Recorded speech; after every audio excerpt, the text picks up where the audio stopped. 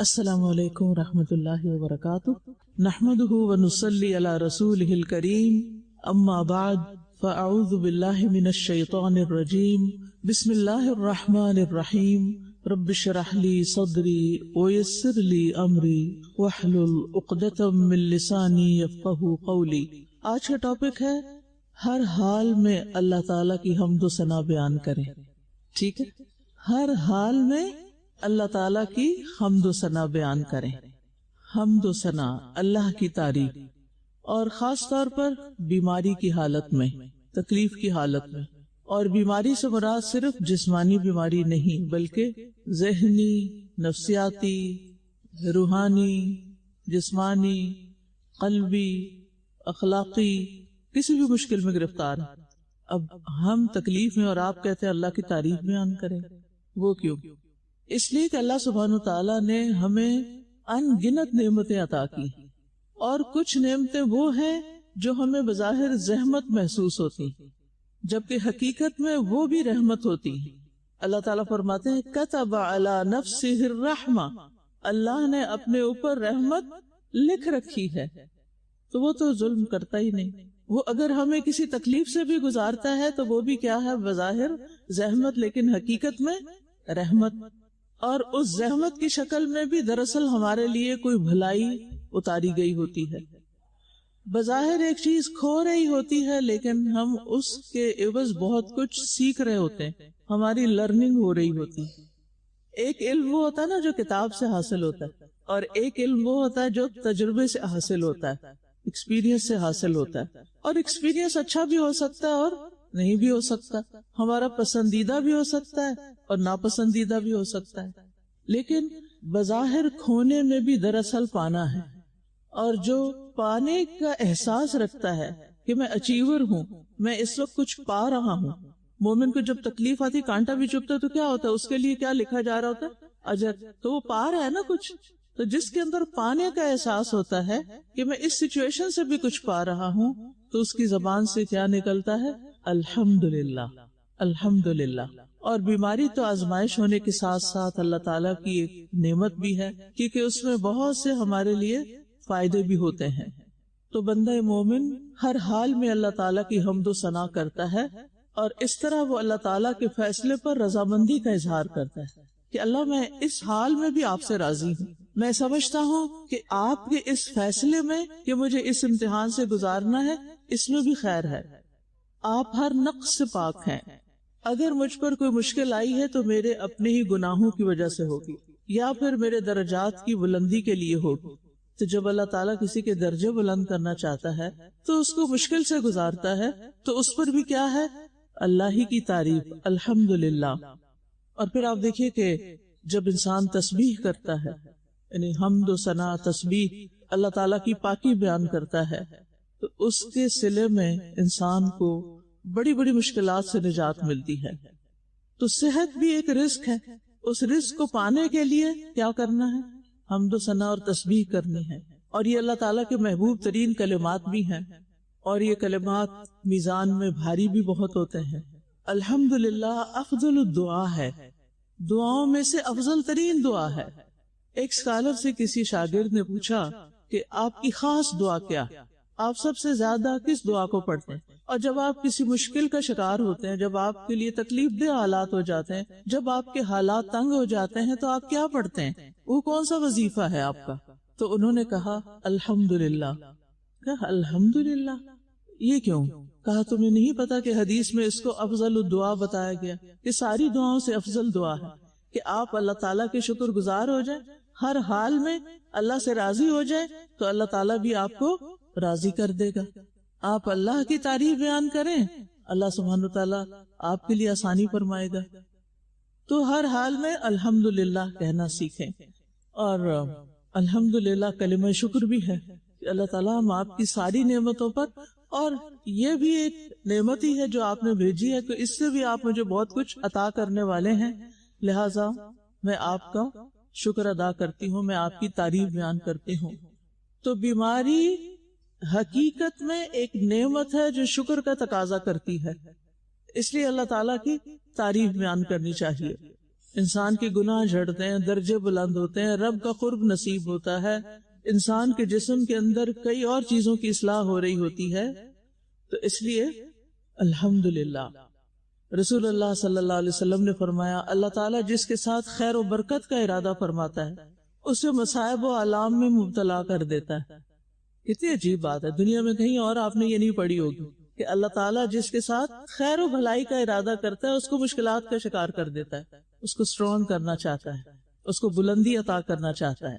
مشکلات کا سامنا کرنے والے لوگ 4 قسموں میں ہوتے ہیں. نمبر 1، وہ جو مشکل میں ناخوش ہوتا ہے، اور جو ناخوش ہوتا ہے اللہ تعالیٰ بھی اس سے کیا کرتا ہے، جو ناراض ہوتا ہے اللہ سے کسی مشکل پر اللہ تعالیٰ بھی اس سے ناراض ہو جاتے ہیں. اور یہ ناخوشی اور اللہ سے ناراضگی انسان کو اللہ تعالیٰ سے وہ دور کر دیتی. دوسری قسم مشکل حالات میں صبر کرنے والے لوگ. صبر کرنے والے یہ بھی بہت اچھے لوگ ہیں، کیونکہ ہمارا دین ہمیں کیا سکھاتا ہے، اور مومن 2 حالتوں میں سے ایک حالت میں ہوتا ہے. جب نعمت اس کو کوئی ملتی ہے شکر ادا کرتا ہے، جب تکلیف آتی ہے تو وہ صبر کرتا ہے. تو یہ کیا ہے، مومن کے لیے ایک بارڈر لائن ہے کہ اتنا تو کرنا ہی کرنا ہے. ٹھیک ہے. تیسرا درجہ ہے ان لوگوں کا جو مشکل حالات میں اللہ کی رضا میں راضی اور خوش رہتے ہیں. یہ اس سے ایک اونچا درجہ ہے، رضا کا درجہ، اور یہ مشکل کام ہے. اور جو بندہ اللہ کی رضا پہ راضی ہوتا ہے پھر اللہ سبحانہ تعالیٰ اس کے لیے آسانی کر دیتا ہے. حدیث میں آتا ہے، مسند احمد کی روایت ہے، نبی صلی اللہ علیہ وسلم نے فرمایا اللہ تبارک و تعالیٰ نے اپنے بندے کو جو کچھ دے رکھا ہوتا ہے وہ اس میں اس کا امتحان لیتا ہے. سو جو شخص اللہ عز و جل کی تقسیم پر راضی ہو جائے اللہ اسے برکت اور وسعت دے دیتا ہے، اور جو راضی نہ ہو اس کو برکت نہیں ملتی. تو آپ کو کیا چاہیے، برکت چاہیے. اور چوتھے درجے میں وہ لوگ ہیں جو مشکل حالات میں اللہ تعالیٰ کا شکر ادا کرتے ہیں، اور یہ سب سے اونچا درجہ ہے. پہلے درجے والے ناخوش، دوسرے درجے والے صابر، تیسرے درجے والے راضی، چوتھے درجے والے شکر ادا کرنے والے. اور یہ سب سے اونچا درجہ ہے کہ مشکل حالات میں بھی اللہ تعالیٰ سے حسن ظن رکھنا، اللہ تعالیٰ کی تعریف کرنا. لہٰذا کوئی بھی مشکل آئے کسی بھی طرح کی فوراً کہیں الحمدللہ، یہ اللہ کی طرف سے ہے.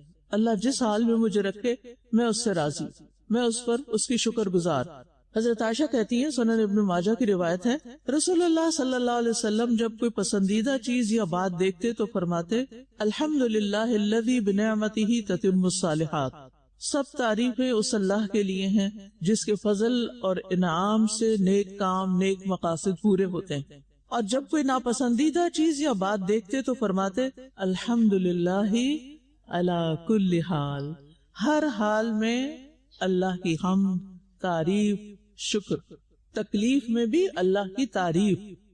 رسول اللہ صلی اللہ علیہ وسلم نے فرمایا بندہ مومن کے متعلق اللہ عز و جل کی تقدیر اور فیصلے پر مجھے تعجب ہوتا ہے کہ اگر اسے کوئی بھلائی حاصل ہوتی ہے تو اپنے رب کی تعریف کرتا ہے اور اس کا شکر ادا کرتا ہے، اور اگر اسے کوئی مصیبت پہنچتی ہے تو وہ اس پر بھی اپنے رب کی تعریف کرتا ہے اور صبر کرتا ہے. وَإِنْ أَصَابَتْهُ مُصِيبَةٌ حَمِدَ رَبَّهُ وَصَبَرَ. تو کچھ لوگ صابر بھی ہوتے ہیں، راضی بھی ہوتے ہیں، اور شاکر بھی ہوتے ہیں.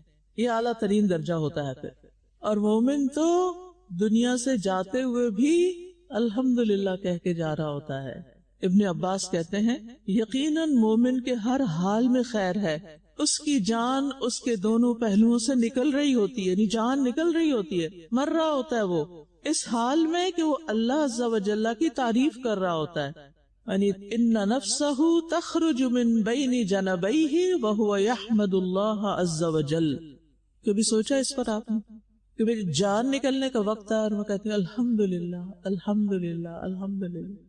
اور کل کسی نے اپنے فادر کا اسی طرح واقعہ سنایا کہ ان کی شوگر اتنی ہائی ہو گئی کہ ان کے پاؤں میں گینگرین ہو گئی، ایک انگلی کٹی پھر دوسری کٹی. ہر دفعہ کہتے تھے الحمدللہ الحمدللہ. پھر تکلیف اور اوپر چلی گئی تو ڈاکٹر نے کہا ٹانگیں کاٹی جائیں گی، کہا الحمدللہ. اور پھر کچھ عرصے کے بعد ان کی وفات ہوئی. کہتے ہیں کہ چہرے پر ایسی مسکراہٹ تھی اور چہرہ چمک رہا تھا وفات کے بعد بھی، کیونکہ ہر حال میں انہوں نے کیا پکڑ لیا، الحمدللہ. کہ میں نے زندگی میں اتنی نعمتیں دیکھی ہیں، تب اس تکلیف میں بھی کوئی خیر ہے، یہ بھی میرے رب کا فیصلہ ہے. تو آپ نے اپنے لیے کون سا درجہ سلیکٹ کرنا ہے؟ ہر حال میں الحمدللہ، اور ہر مشکل میں الحمدللہ۔ الحمدللہ بہترین دعا ہے، بہترین دوا ہے، بہترین علاج ہے، کیونکہ شکر گزار بندہ ہی دراصل الحمدللہ کہہ سکتا ہے، اور اللہ کا وعدہ ہے لئن شکرتم لأزیدنکم۔ اور حمد کیا ہوتی ہے دراصل؟ اللہ کی عظمت بیان کرنا، اس کی تعریف بیان کرنا، محبت کے ساتھ اس کی خوبیاں بیان کرنا، یعنی ہم نکلتی ہے محبت کی وجہ سے۔ جس کو اللہ سے محبت ہوتی ہے، آپ دیکھیں کہ بچہ جب رو رہا ہوتا ہے تو ماں تنگ ہوتی ہے کہ نہیں ہوتی ہے نا؟ پھر ماں کیا کرتی ہے اس کے ساتھ؟ دو لگاتی، ہاں کچھ لگاتی بھی ہیں، لیکن ماں کی محبت ایسی ہوتی ہے، وہ جو بچہ روتا ہے، تکلیف میں ہوتا ہے، وہ اور سینے سے لگاتی ہے، پیار کرتی ہے، لاڈ کرتی ہے۔ کیوں کرتی ہے؟ محبت کی وجہ سے۔ تو جس بندے کو اللہ سے محبت ہوتی ہے نا، وہ محبت کے ساتھ اللہ کی تعریف، یعنی حمد کا مطلب ہی ہے کہ محبت کے ساتھ اللہ کی تعریف، صرف تعریف نہیں، ٹھیک ہے؟ ہماری تعریف سے اللہ تعالیٰ کو کوئی فائدہ پہنچتا ہے؟ نہیں۔ اور ہم نہ تعریف کریں تو اس کو کوئی نقصان ہوتا ہے؟ نہیں، وہ بے نیاز ہے۔ تو یہ دراصل بندوں کے اپنے ہی فائدے کے لیے۔ ہمیں فرق پڑتا ہے، اگر ہم تعریف کرتے ہیں تو ہمیں نعمت مل جاتی ہے، اگر نہیں کرتے تو ہمیں ہی فرق پڑتا ہے، ہماری تکلیف اور بڑھ جاتی ہے۔ غم مناتے رہنے سے غم کم نہیں ہوا کرتے، بلکہ اور زیادہ ان میں اضافہ ہو جاتا ہے۔ امام راضی کہتے ہیں جان لو کہ حمد نعمت کی تعریف ہے، اور نعمت کی تعریف اس نعمت کی معرفت کے بغیر ممکن نہیں۔ نعمت کی معرفت حقیقت میں منعم حقیقی کا ادراک ہے، نعمت منعم کے ادراک کے بغیر کوئی چیز نہیں، یعنی جس نے نعمت دی ہے اس کا ذکر کیا بغیر کوئی چیز نہیں۔ عربی زبان میں نعمت پر شکر کرنے کے لیے حمد کا لفظ استعمال ہوتا ہے اور شکر کا بھی ہوتا ہے، اور بعض مفسرین کہتے ہیں کہ ان کے درمیان کوئی فرق نہیں، لیکن بعض کہتے ہیں کہ تھوڑا سا فرق ہے۔ بعض اوقات حمد کو شکر کے مقام پہ بھی بولا جاتا ہے اور اس کے علاوہ بھی بولا جاتا ہے۔ تو الحمدللہ کا مطلب ہوتا ہے شکر خالصتاً اللہ ہی کے لیے ہے، اور اللہ کے علاوہ جس کی بھی عبادت کی جاتی ہے اس کا کوئی شکر نہیں، اس نے کچھ دیا ہی نہیں، اس کی تعریف نہیں۔ تو آپ دیکھیے کہ اللہ کا شکر زبان سے بھی ہوتا ہے، دل سے بھی ہوتا ہے، اور عمل سے بھی ہوتا ہے، ٹھیک ہے؟ زبان سے تو ہم بول کے الحمدللہ کہہ دیتے ہیں، اور دل یا اس کی گواہی دے رہا ہوتا ہے یا نہیں دے رہا ہوتا۔ اچھا، کچھ لوگ صرف عادتاً کہتے ہیں الحمدللہ، آپ پوچھتے کیا حال ہے؟ الحمدللہ، اور سب ٹھیک ہے نا؟ بس کچھ نہ پوچھے، ابھی تو آپ کہہ رہے تھے الحمدللہ، ابھی آپ کہہ رہے ہیں کوئی حال نہیں۔ ان کا دل نہیں کہہ رہا ہوتا شکر، ان کا دل سے تعریف نہیں نکل رہی ہوتی، زبان کہہ رہی ہوتی رسمن۔ جیسے ہم عادی ہو گئے نا رسمن لوگوں کو خوش آمد کرنے پہ، تو پھر اللہ کے ساتھ بھی ایسے ہی معاملہ کر رہے ہوتے ہیں۔ تو اپنا جائزہ لیتا ہے، دل تو ہم خود ہی دیکھ سکتے ہیں نا کیا کر رہا ہے۔ تو سب سے پہلی تعریف اور شکر کہاں سے ہوگی؟ الحمدللہ، محبت سے تعریف کریں گے، اندر سے کریں گے، اور پھر عمل اس کے مطابق کریں گے، تو یہ ہے اصل میں محبت کا اظہار۔ اچھا، میں نے یہ عرض کیا تھا کہ اللہ کی تعریف کرنا ہمیں فائدہ دیتا ہے، اللہ کو نہیں دیتا۔ وہ ہمیں کیا فائدہ ملتا ہے؟ آپ میں سے کوئی بتائے گا ہمیں کیا فائدہ ملتا ہے؟ یس، دل کا اطمینان، دل کی راحت، ایمان بھی پختہ ہوتا ہے اور دل کو راحت بھی ملتی ہے، اللہ کی رضا حاصل ہوتی ہے۔ پھر اللہ تعالیٰ کا وعدہ ہے کہ بس یجزی اللہ الشاکرین، شکر گزاروں کو اللہ ضرور جزا دے گا اور جلد ملے گی۔ اور جو نعمتیں ہم سے چلی گئی، مثلا صحت چلی گئی، وہ بھی واپس آئے گی۔ نعمتوں کو قید بھی کرتی ہے الحمدللہ، اور واپس بھی لاتی ہے۔ شکر گزاری کے لیے انگریزی میں کون کون سے لفظ استعمال ہوتے ہیں؟ گریٹفلنس، گریٹیٹیوڈ، ٹھیک ہے؟ تو اس کو کہتے ہیں کہ یہ ایک مثبت جذبہ ہے، یعنی عام زبان میں اس کو ایک پازیٹیو ایموشن کہہ سکتے ہیں، یا پازیٹیو تھنکنگ کا ایک آؤٹ کم ہے شکر گزار ہونا۔ اور کہتے ہیں کہ یہ پازیٹیوٹی جو ہے یا یہ شکر گزاری انسان کے دل، دماغ، جسم پر بہت مفید اثرات ڈالتی ہے۔ یعنی جب انسان ہر چیز کو ایک مثبت انداز سے دیکھتا ہے، اس میں سے خیر کا پہلو نکالتا ہے، تو اس کے نتیجے میں اس کو خوشی ملتی ہے، سکون ملتا ہے، اور پھر انسان اپنے آپ کو دوسروں سے کنیکٹ کر سکتا ہے۔ انسان کے اندر نیکی کرنے کے جذبات پیدا ہوتے ہیں، وہ ہیلپ فل ہوتا ہے، وہ آگے بڑھتا ہے، وہ کچھ کرنا چاہتا ہے۔ اور آج کل بہت یہ لفظ عام ہوئے میں ڈوپامین اور سیروٹونن، یہ سارے ہارمونز جو انسان کے اندر پیدا ہوتے ہیں، یہ بھی کس وجہ سے پیدا ہوتے ہیں اور کب پیدا ہوتے ہیں؟ یعنی کئی وجوہات ہو سکتے ہیں، اس میں سے ایک وجہ شکر گزاری ہوتی ہے، اور جو ہی انسان شکر گزار ہوتا ہے تو اس کے دل و دماغ میں ایک اطمینان کی لہر دوڑ جاتی ہے، اور پھر اس کا آؤٹ کم ہیپینس کی شکل میں ہوتا ہے۔ اور پھر اسی طرح یہ ہے کہ جب ہم دوسروں کا شکریہ ادا کرتے ہیں، ان سے محبت بھرا رویہ اختیار کرتے ہیں، ان کے دکھ درد کو محسوس کرتے ہیں، ان کی مدد کرنے کے لیے آگے بڑھتے ہیں، ان کے کام یا مشکل کو اپنی مشکل بنا لیتے ہیں، اس کے لیے کوئی حل نکالتے ہیں، کوئی سولوشن نکالتے ہیں، تو پھر اس سے تعلقات میں اعتماد اور قرابت پیدا ہوتی ہے، ہمارے تعلقات سٹرونگ ہوتے ہیں۔ تو شکر گزار انسان اللہ کا تو ہوتا ہی ہے، جو شکر گزار ہوتا ہے نا پھر وہ ہر ایک کا شکر گزار ہوتا ہے، انسانوں کا بھی شکر گزار ہوتا ہے، اور اسی طرح جن چیزوں سے وہ فائدہ اٹھاتا ہے ان سب کے بارے میں سوچ کے وہ خوش ہوتا ہے۔ اور جب انسان شکر گزار ہوتا ہے، پازیٹو ہوتا ہے، تو کہتے ہیں کہ اس کے جو نیورل سرکٹس ہوتے ہیں وہ ایکٹیویٹ ہوتے ہیں، اس کے نتیجے میں انسان کا ڈپریشن، انزائٹی وغیرہ ختم ہوتی، نیند اچھی ہو جاتی ہے، دل کی کارکردگی بہتر ہو جاتی ہے۔ تو اس سے پتہ چلتا ہے کہ تکلیف میں ہمیں مثبت جملے ادا کرنے چاہیے، ٹھیک ہے، نہ صرف یہ کہ دوسروں کے ساتھ بلکہ خود سیلف ٹاک بھی ہماری پازیٹو ہونی چاہیے۔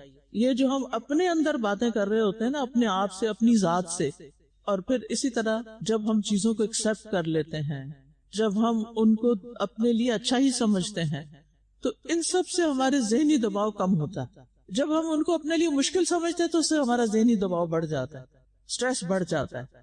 تو بہرحال پازیٹو مائنڈ سیٹ جو ہوتا ہے وہ زیادہ بہتر کام کرتا ہے، یعنی ایسا انسان جس کا پازیٹو مائنڈ سیٹ ہوتا ہے اس کی کارکردگی بہتر ہوتی ہے، اس کی پروڈکٹیوٹی بہتر ہوتی ہے، اس کی دماغی سرگرمی میں اضافہ ہوتا ہے، زیادہ اچھے خیالات اس کے اندر آنے لگتے ہیں، اس کو مسائل کے حل نظر آنے لگتے ہیں۔ تو جو ہی اس کا تناؤ کم ہوتا ہے اس کے اندر خود اعتمادی بھی آتی، مزاج میں بہتری آتی ہے، کارکردگی بہتر ہوتی ہے۔ روز مرہ کے چھوٹے چھوٹے ٹاسک تو آسان لگتے ہیں، یا بڑے بڑے مشکل ٹاسک بھی آسان ہو جاتے ہیں، یعنی وہ اپنے آپ کو سیلف ٹاک، میں انشاءاللہ ٹھیک ہو جاؤں گا، یہ تو کوئی بڑی بیماری نہیں، ٹھیک ہو جاؤں گا، میں ٹھیک ہو، وہ فلاں بھی ٹھیک ہو گیا تھا نا، فلاں بھی، میں بھی ٹھیک ہو جاؤں گا، یعنی اپنے اندر اپنے آپ کو یہی یقین دلانا کہ ایک چھوٹی سی بیماری ہے، ٹھیک ہو جائے، بس تھوڑی دیر کی بات ہے، اور فوراً وہ اللہ تعالیٰ کی طرف رجوع کر لیتا ہے اور پھر دعائیں مانگنے لگتا ہے، اور اگر اور کوئی دعا نہیں بھی سوچ رہی تو الحمدللہ الحمدللہ کی تسبیح پڑھنے لگتا ہے، اور الحمدللہ تملأ المیزان، الحمدللہ ایک دفعہ کہتا ہے تو میزان بھر جاتا ہے۔ جب وہ اور کوئی نیکی نہیں کر پاتا اور تکلیف میں، بیماری میں، وہ الحمدللہ پڑھنا شروع کر دیتا ہے تو اس کو تسلی ہوتی ہے کہ چلیں میں اس وقت فزیکلی کچھ کرنے کے قابل نہیں، لیکن الحمدللہ سے میری نیکیوں کا میزان بڑھے جا رہا ہے، میں لوزر نہیں ہوں، اب بھی میں کچھ کما رہا ہوں۔ تو اللہ کے ذکر سے دلوں کو اطمینان تو ملتا ہی ہے، اور حدیث میں بھی آتا ہے نا، جو اللہ کا ذکر کرتا ہے اور جو نہیں کرتا اس کی مثال کیسے، زندہ اور مردہ کی، ٹھیک۔ تو دل زندہ ہوتا ہے تو انسان زندہ ہوتا ہے نا، تو اللہ کے ذکر سے دل زندہ ہو جاتا ہے، جب دل زندہ ہو جاتا ہے تو کارکردگی جسم کی بڑھ جاتی ہے، اور پھر اسی طرح یہ ہے کہ انسان کی جو ذہنی یکسوئی ہے وہ بڑھ جاتی ہے۔ بے چینی میں ذہن یکسو نہیں ہوتا، چیز آپ کے آگے پڑی ہوتی ہے، کھانا آپ کے آگے رکھا ہے اور آپ کو نہیں پتا کیا کھا گئے آپ۔ ایسا ہوا کبھی آپ کے ساتھ؟ کوئی بھی ہم کام کرتے ہیں تو ہم سوچتے ہیں اچھا وہ میں نے کر لیا کہ نہیں کیا، ہاں میرا خیال ہے کر لیا۔ کیوں ایسا سوچتے ہیں؟ حافظہ کیوں کمزور ہو جاتا ہے؟ ذہنی تناؤ سے، سٹریس سے، کیونکہ ہم اس چیز میں نہیں ہوتے جو کر رہے ہوتے ہیں۔ کہاں ہوتے ہیں؟ ان خیالات میں ہوتے ہیں جو ہمارے اوپر پہاڑ لادے ہوئے ہوتے ہیں، اور جب وہ ہٹتے ہیں تو پھر انسان زیادہ بہتر طور پر کام کر پاتا ہے۔ ابھی جو آپ نے کہا نا کہ جب تناؤ میں ہوتے ہیں تو ہمیں کچھ سمجھ نہیں آ رہا ہوتا، تو بیسیکلی اس وقت ہماری بریدنگ بھی شیلو ہوئی ہوتی ہے، ہمیں آکسیجنیشن بھی نہیں ہو رہی ہوتی، ہمارے برین کو جو اتنی آکسیجن چاہیے وہ مل بھی نہیں رہی ہوتی، وہ فنکشن نہیں کرتا صحیح۔ ایک تو یہ بات، دوسری یہ کہ ہم دیکھتے ہیں قرآن میں اللہ تعالیٰ نے ہمیں بہت پازیٹیو کیا ہے، مختلف آیات ہیں، جیسے عسیٰ ان تکرہوا شیئا وہو خیر لکم، عسیٰ ان تحبوا شیئا وہو شر لکم، وعسیٰ ان تکرہوا شیئا ویجعل اللہ فیہ خیرا کثیرا۔ حضرت عائشہ کے واقعے میں ہم دیکھتے ہیں کہ اللہ تعالیٰ کہتے ہیں اس میں تمہارے لیے کوئی بہتری ہو، ہر جگہ پہ پازیٹیو کیا ہے، تو اللہ تعالیٰ چاہتے ہیں کہ ہم پازیٹیو ہو جائیں۔ جنگ احد میں مسلمانوں کو ناکامی ہوئی تو وہاں بھی شکر کی بات ہوئی، وہاں بھی اس کو کہا کہ برا نہ سمجھو، میں سوچ رہی تھی سادہ جی کہ جب پریشانی ہوتی ہے نا تو ہم یہ پڑھتے ہیں لا الہ الا اللہ العظیم الحلیم، لا الہ الا اللہ رب العرش العظیم، وہ انکانشیسلی ایک دم آ جاتا ہے. تو وہ مجھے آج میں اس کو ریلیٹ کر رہی ہوں کہ ہم وہ میں تعریف کر رہے ہوتے ہیں سبحان اللہ، اللہ تعالیٰ کی تعریف کے پریشانی اور گھبراہٹ میں آپ صلی اللہ علیہ وسلم یہ پڑھا کرتے تھے. تو میں فوراً اس کو آج ریلیٹ کروں کہ آج سمجھ آیا کہ اللہ کی تعریف فوراً اور کتنا سکون مل جاتا ہے اس کو پڑھ کے ایک دم سے. آپ دیکھیے کہ جتنی بھی رنج و غم کی دعائیں ہیں ان میں اللہ کی تعریف ہے، اللہ اللہ ربی لا اشرک بہ شیئا، اور اسی طرح یہ دعا جو آپ نے منشن کی. استاذہ ہمارا دین گریٹیٹیوڈ میں فاؤنڈیڈ ہے، شکر گزاری ہمیں سکھائی جاتی ہے، لیکن آئی تھنک ہم ایکٹیولی پریکٹس نہیں کرتے ہیں. پازیٹیو سائیکالوجی میں جو ڈپریس لوگ ہوتے ہیں ان کو کہا جاتا ہے آپ گریٹیٹیوڈ جرنلنگ کریں، یعنی روز رات کو آپ لکھیں. مجھے لگتا ہے کہ دس ایکٹیو پریکٹس آپ کو ہیلپ کرتی ہے شکر گزاری کو انٹرنلائز کرنے میں. بالکل. اور ہم تھیوریٹیکلی پڑھتے ہیں لیکن پریکٹیکلی اس کو انٹرنلائز نہیں کرتے. آپ سب بھی یہ پریکٹس کریں، نعمتوں کو گننا شروع کر، اور ہو سکے تو لکھنا بھی شروع کر. پھر خود ہی شرم آئے گی کہ اتنا کچھ ہوتے ہوئے میں کیا کر رہی ہوں. جزاک اللہ خیر. اب ہم آتے ہیں پہلی دعا کی طرف.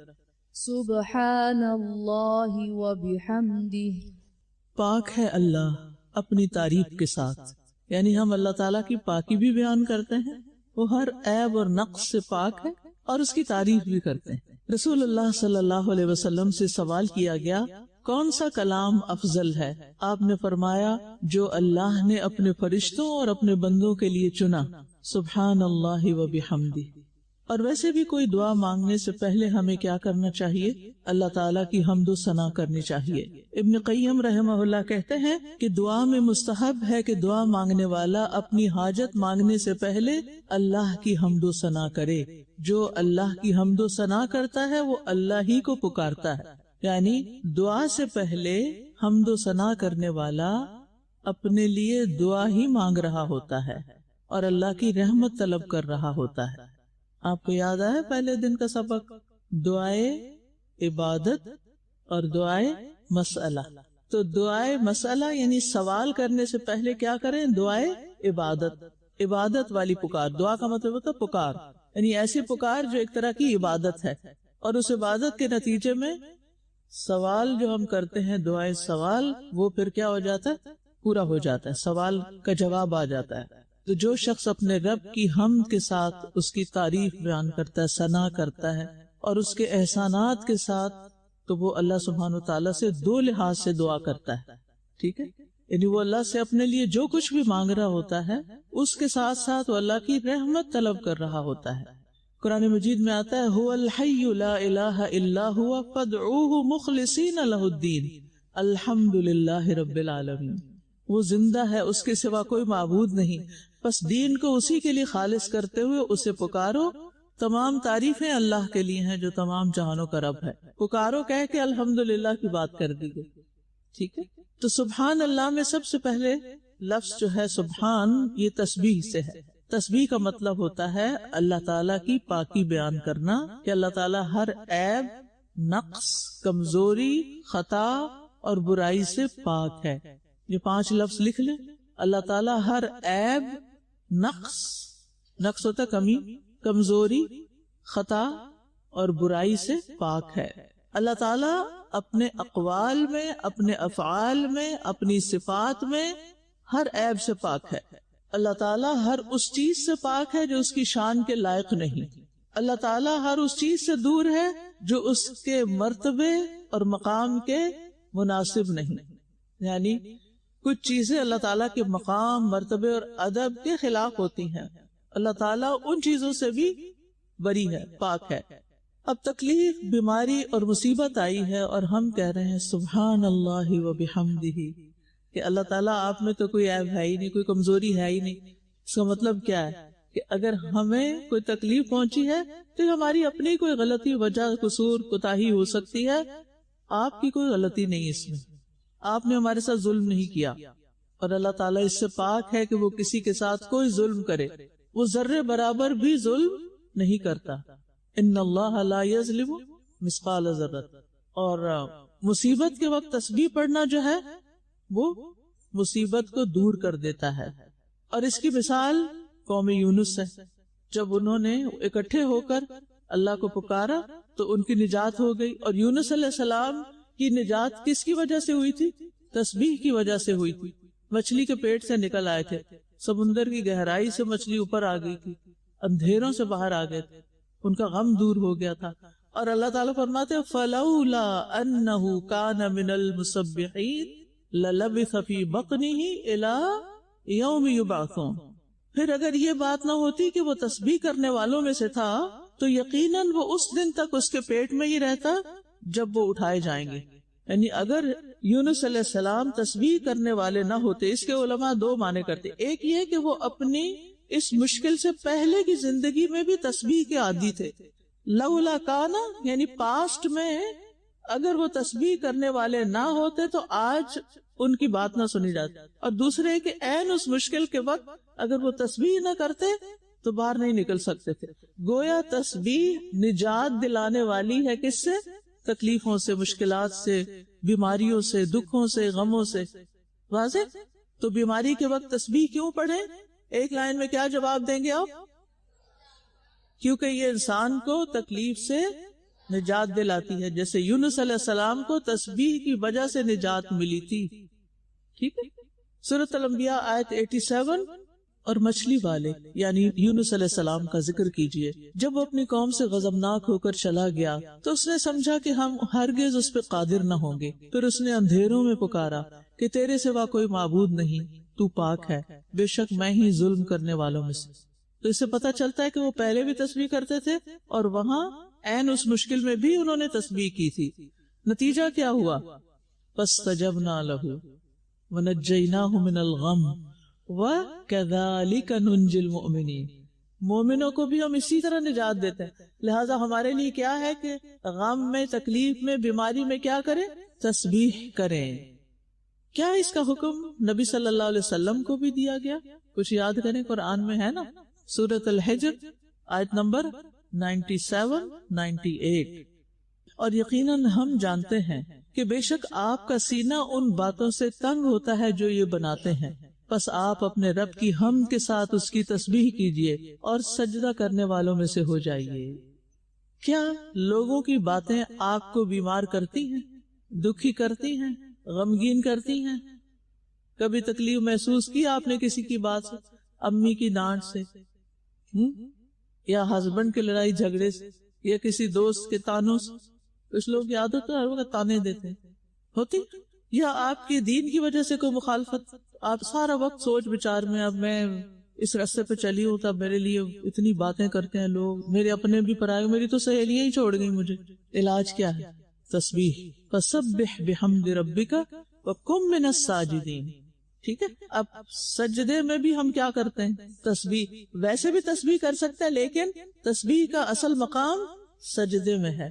لہذا نماز کے اندر جو تسبیح ہوتی ہے وہ بہت ویلیوبل ہوتی ہے. اگر دیکھا جائے تو ساری مخلوق اللہ کی تسبیح بیان کر رہی. ٹھیک ہے.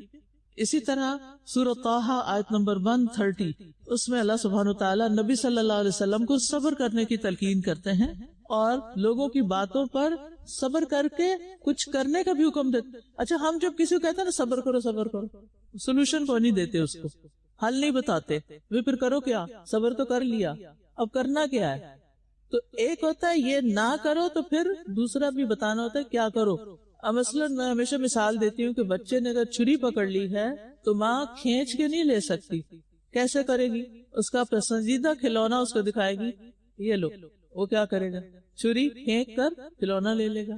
تو یہی طریقہ ہے زندگی میں کہ لوگوں کو صرف یہ نہ کہو کہ یہ نہ کرو, بلکہ یہ بتاؤ کیا کرو. پہلے امر بالمعروف, پہلے بتا لو کہ کرنے کا کام کیا, اور پھر نہی عن المنکر, یا لا الہ الا اللہ بھی بتاؤ, خالی لا الہ نہیں. سورۃ طٰہٰ آیت نمبر 130.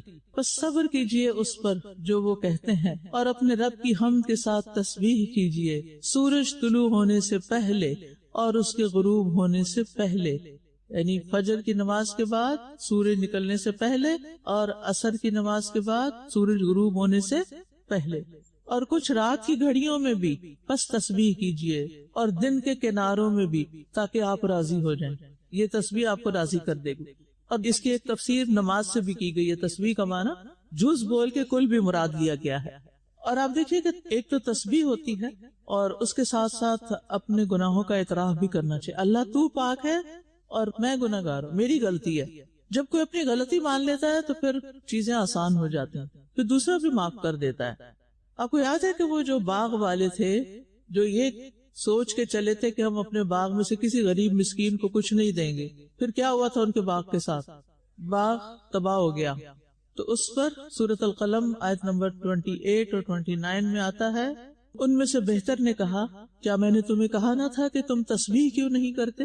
وہ کہنے لگے پاک ہے ہمارا رب, بے شک ہم ہی ظالم تھے. فوراً مان گئے سبحان ربنا. تو کبھی تسبیح انفرادی طور پر اور کبھی اجتماعی طور پر, یعنی سارے گھر والوں کو بھی اس پہ لگانا ہے. اور تسبیح کرنا دراصل اللہ تعالیٰ پر کسی بھی طرح کا الزام یا جھوٹ باندھنے کی نفی کرنا ہے. سبحان ربک رب العزت عما یصفون. اور پھر ساتھ جو ہے وہ بحمدہ کہ تعریف بھی کرنی ہے. سبحان اللہ و بحمدہ, یعنی تسبیح میں آپ نے نیگیشن کر دی کہ اللہ تعالیٰ ہر عیب سے پاک ہے, اور حمدہ میں اس کی تعریف کر دی. لہٰذا بیماری اور تکلیف میں اللہ تعالیٰ کی تعریف کرنی ہے. اور یہ کون کر سکتا ہے؟ جو اللہ تعالیٰ کی معرفت رکھتا ہے. اللہ تعالیٰ کی معرفت کے لیے کیا کرنا چاہیے؟ اللہ تعالیٰ کے ناموں کا پتہ ہونا چاہیے, صفات کا پتہ ہونا چاہیے. قرآن مجید میں بے شمار نام اور صفات آئے ہیں. ان صفات میں سے ایک نام اس کا الحمید بھی ہے, جو قابل تعریف ہے. یعنی کوئی اس کی تعریف کرے یا نہ کرے وہ خود سے خود قابل تعریف ہے. اور اللہ سبحانہ وتعالیٰ اپنی تعریف کو پسند بھی کرتا ہے. اللہ تعالیٰ نے قرآن مجید میں 5 سورتوں کا آغاز الحمدللہ سے کیا ہے. اور جو حاملین عرش فرشتے ہیں وہ کیا کرتے ہیں؟ یسبحون بحمد ربہم, رب کی تسبیح کرتے ہیں اس کی حمد کے ساتھ. سارے فرشتے کیا کرتے ہیں؟ والملائکۃ یسبحون بحمد ربہم, فرشتے اپنے رب کی حمد کے ساتھ اس کی تسبیح کر رہے ہیں. تو حاملین عرش بھی حمد کے ساتھ تسبیح کرتے ہیں اور باقی ملائکہ بھی حمد کے ساتھ. اور پھر ہم دیکھتے ہیں مختلف انبیاء کو کہ کس طرح ان کی زندگی میں یہ حمد شامل تھی. حضرت نوح علیہ السلام کو جب نجات ملی تو انہوں نے کہا الحمدللہ الذی نجانا من القوم الظالمین. ابراہیم علیہ السلام کو جب اولاد ملی تو انہوں نے کہا الحمدللہ الذی وہب لی علی الکبر اسماعیل و اسحاق. داؤد اور سلیمان علیہ السلام بھی بڑے شکر گزار تھے, انہوں نے بھی کہا الحمدللہ الذی فضلنا علی کثیر من عبادہ المؤمنین.